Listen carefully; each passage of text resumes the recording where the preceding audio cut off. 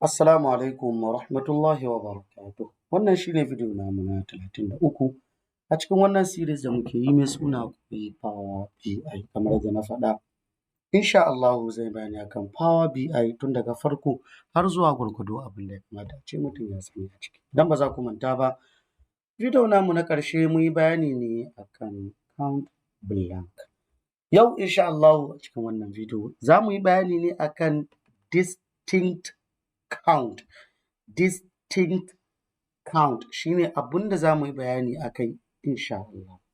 Me wannan DistinctCount ɗin yake yi a cikin PowerBI? Abin da yake yi shi ne yana counting na data da take a cikin row, but baya counting duplicate data. Yana counting kawai abin da yake distinct a cikin data. Kamar yanzu misali under product ne, muna da laptop. Za ku ga akwai laptop nan, iPhone 11 nan, iPhone 11 nan, iPhone 12 nan, iPhone 12 wani wuri.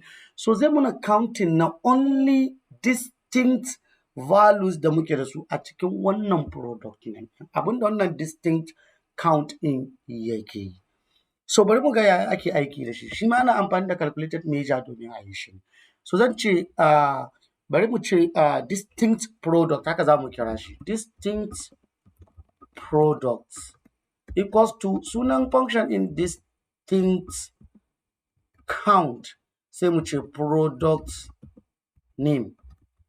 So wannan abin da zai muna counting duka distinct products da muke da su gaba ɗaya su zai muna counting.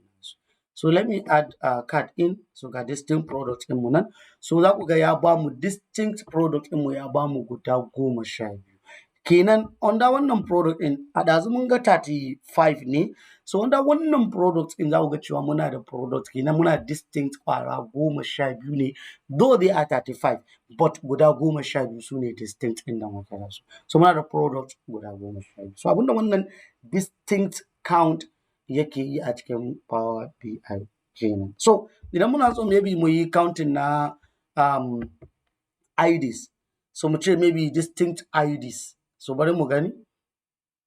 So za mu ce distinct ID equals to distinct count, sai mu ce product ID. So sai mu danna enter. So zai ba mu distinct product IDs da muke da su. So akwai abin da zai muna kenan. So bari in adin wannan ya ba mu distinct ID.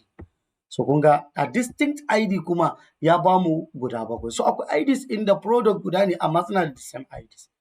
So za ku ga akwai abin da yake ne. So distinct ID da muke da su dai waɗanda distinct ne kwara, shi kuma kwara nawa ne? Ya ce mana distinct in 7. So wannan shi ne abin da wannan distinct count yake, yana counting distinct values ne a cikinsa ya baka abin da kake bukata. So dan za mu tsaya insha Allah a cikin wannan video, sai ku yi ja practicing saboda mutum ya fahimci yadda videos ɗin suke da kyau da kuma yadda zai apply na waɗannan abubuwan gaba ɗaya. Da fatan Allah ka sa mu dace. Assalamu alaikum wa rahmatullahi wa barakatuh.